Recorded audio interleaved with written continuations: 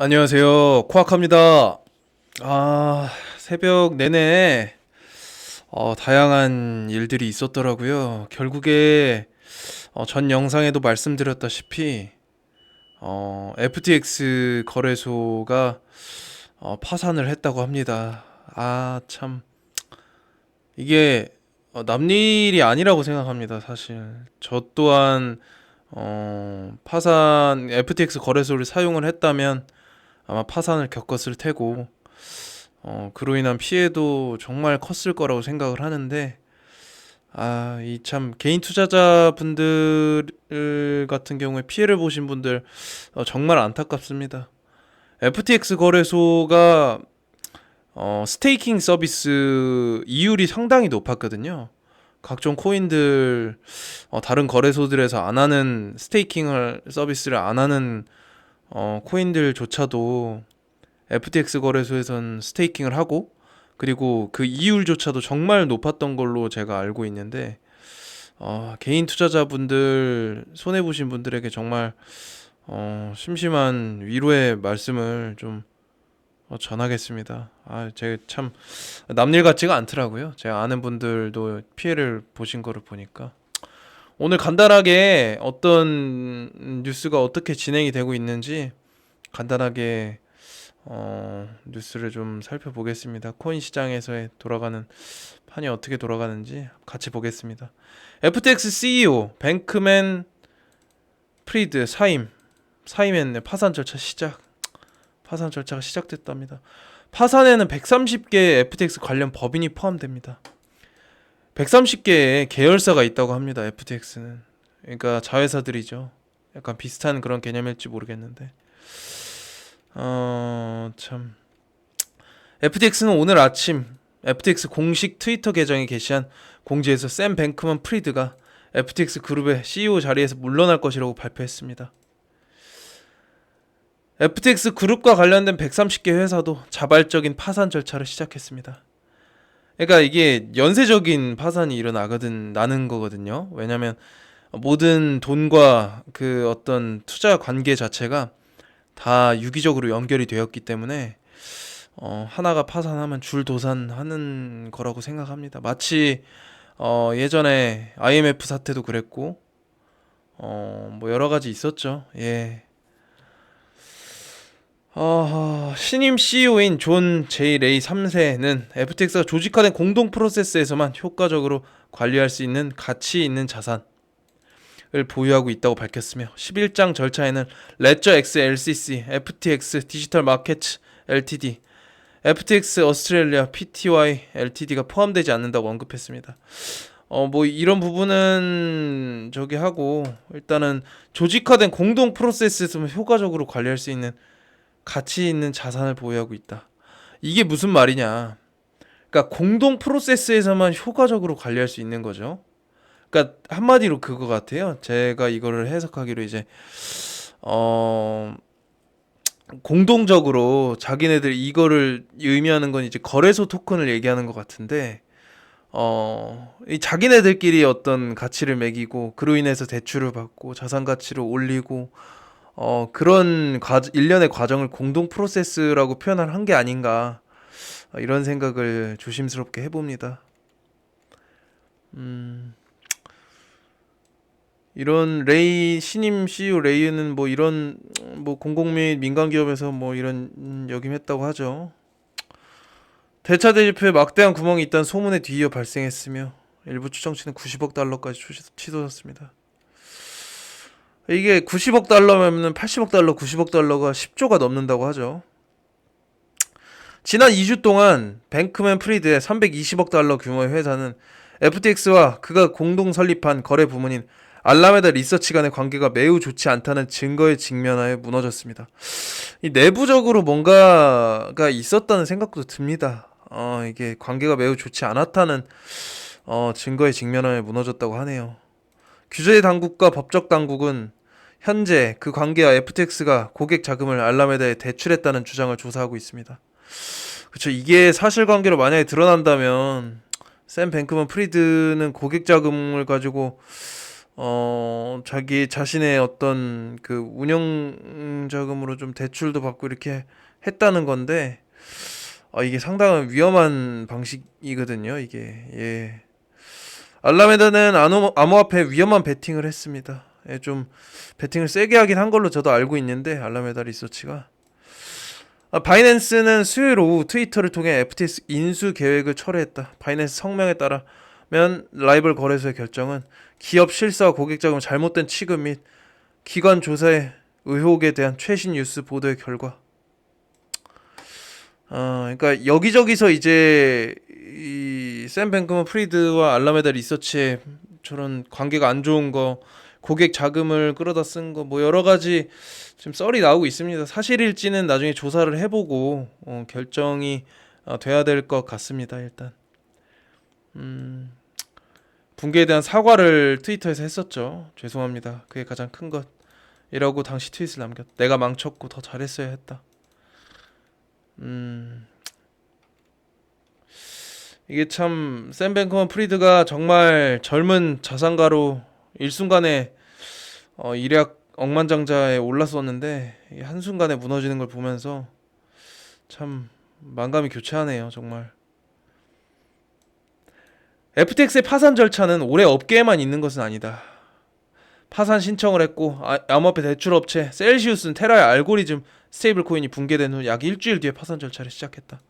셀시우스도 테라 루나 사태에 이어서 가장 타격이 컸던 부분이죠. 예, 그래서 파산을 했었고 참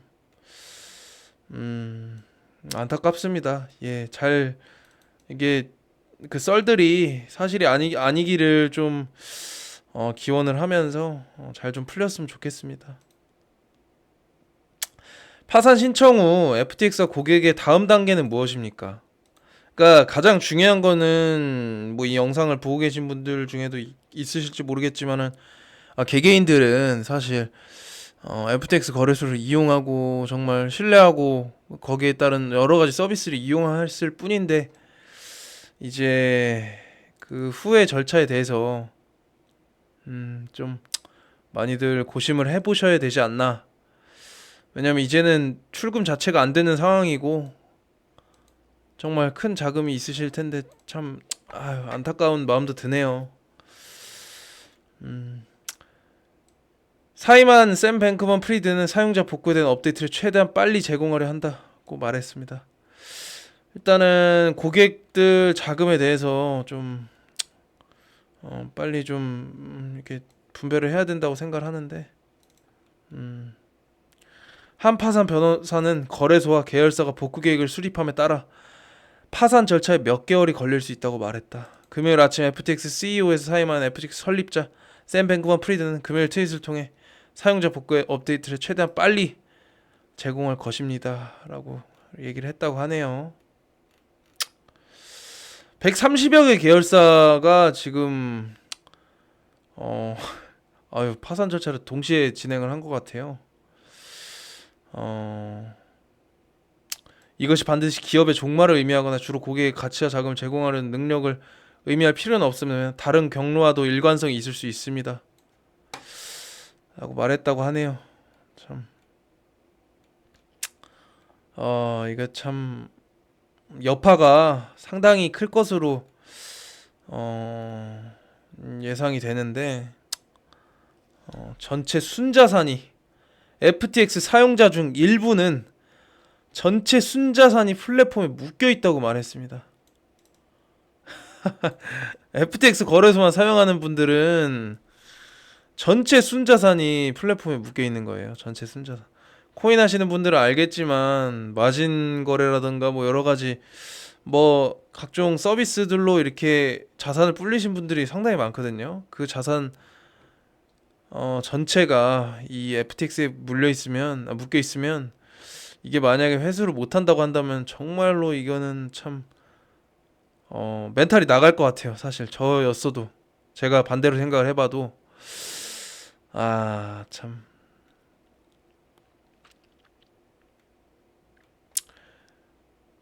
파산 신청 후 FTX와 비용 절감, 연장 협상, 모든 신규 프로젝트 축소 및 자산 관리를 통해 생존 모드에 들어갈 것이라고 말했습니다.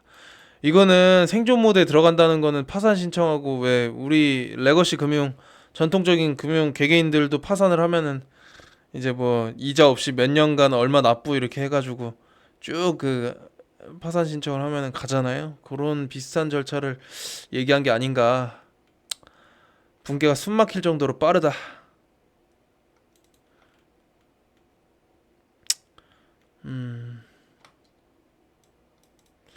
엄청난 수의 사람들에게 미칠 부담 때문에.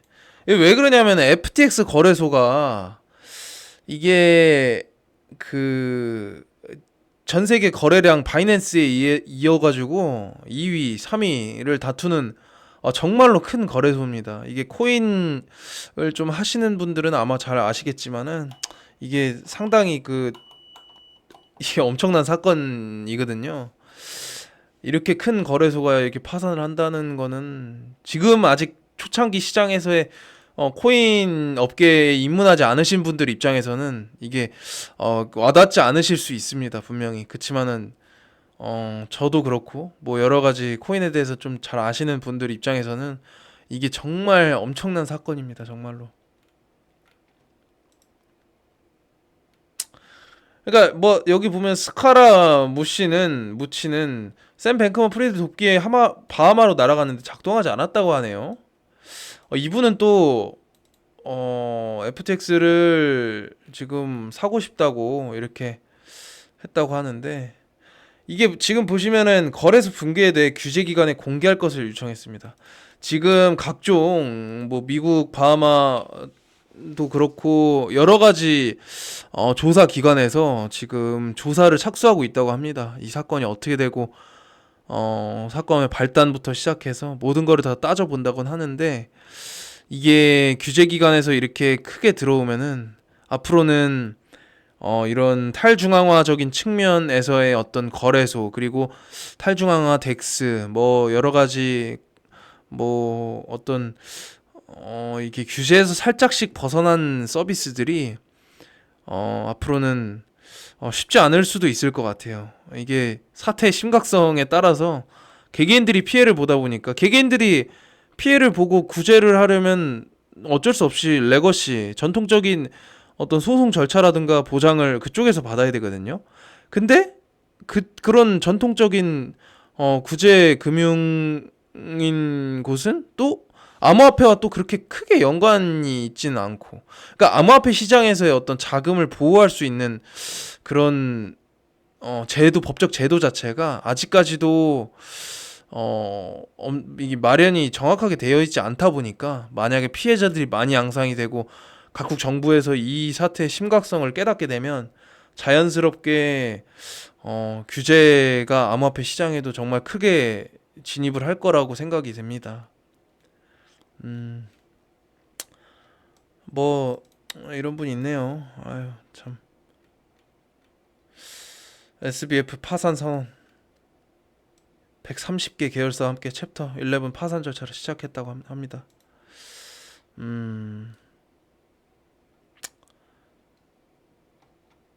바이낸스는 인수하지 않기로 결정을 했다는 거는 전 영상에서 다뤘고요. 이거 참.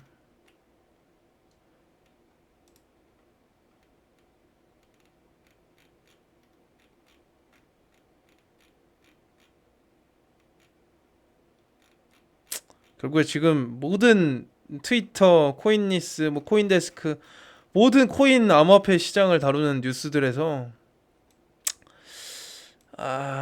이게 참 지금 난리가 났습니다. 계속 FTX 얘기만 하고 있고,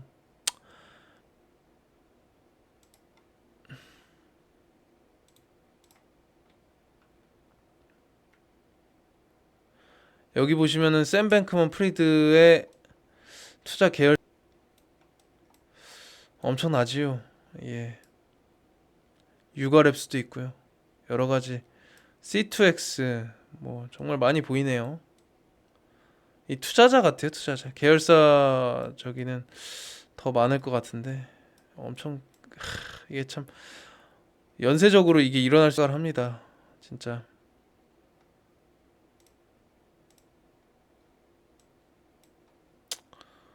이 계열이 엄청 복잡하게 되어 있습니다. 이게 FTX가 그만큼 인지도가 있는 거래소였고 샘 배nk먼 프리드가 정말 유능하고 똑똑한 젊은 CEO로 이제 급부상을 했었을 당시에 많은 사람들이 주목을 했었고 이게 참 한순간이네요. 이런 걸 보면서 참 많은 생각이 듭니다. 제가 결론을 간단하게 적어봤는데 이 연쇄적인 붕괴가 일어날 수도 있다고 생각합니다. 역사적으로 봤었을 때 뭐 비교가 조금 차이는 분명히 있겠지만 닷컴 버블 당시에도 여파는 2년 동안 지속이 되었었습니다.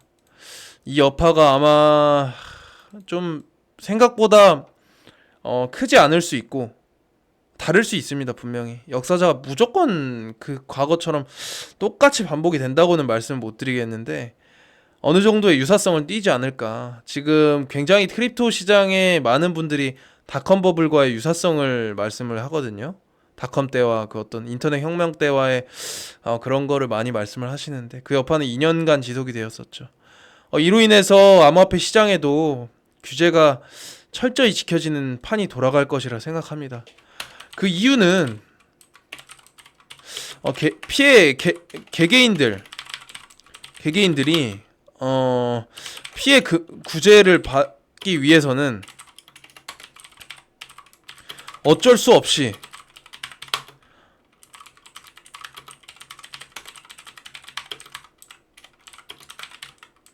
전통적 제도를 이용해야 될 수밖에 없습니다, 사실. 그렇게 되면 이제 각국 정부라든가 기관들은 이걸 핑계로 삼아서 암호화폐 시장의 규제를 정말 철저하게 하려고 할 수도 있겠죠. 그렇지만은 이게 어디까지 이루어질지는 앞으로 판이 돌아가는 걸 또 지켜봐야 될 것 같습니다. 앞으로는 규제를 정말 잘 지키는 여러 프로젝트들이 성공을 하지 않을까 그런 생각이 듭니다. 단순히 어떤 그냥 프로젝트의 비전만 보고 앞으로 투자를 하는 방법은 좀 상당히 위험할 수 있겠다. 그런 생각도 동시에 듭니다. 이 개인 투자자들의 투자금이 언제쯤 회수가 될지는 돌아가는 판을 지켜보면서 좀 많이 지켜봐야 될 것 같습니다. 이게 손해를 보신 분들께는 정말 안타까운 일인데 조속히 좀 이게 일이 잘 마무리가 됐으면 좋겠습니다. 개인적으로 이게 어찌 보면 제 일이 될 수도 있었던 일이고 제가 아는 분들도 잘 좀 회수를 했으면 좋겠고 출금이 원활하게 이루어졌으면 좋겠습니다. 개인적으로 예, 오늘 새벽에 급히 이제 찍어봤는데 오늘 영상 요 정도로 마무리를 하겠습니다. 또 추가로 추후에 또 상황이 있으면 또 영상을 찍어서 구독자분들께 영상을 제공하도록 하겠습니다. 감사합니다.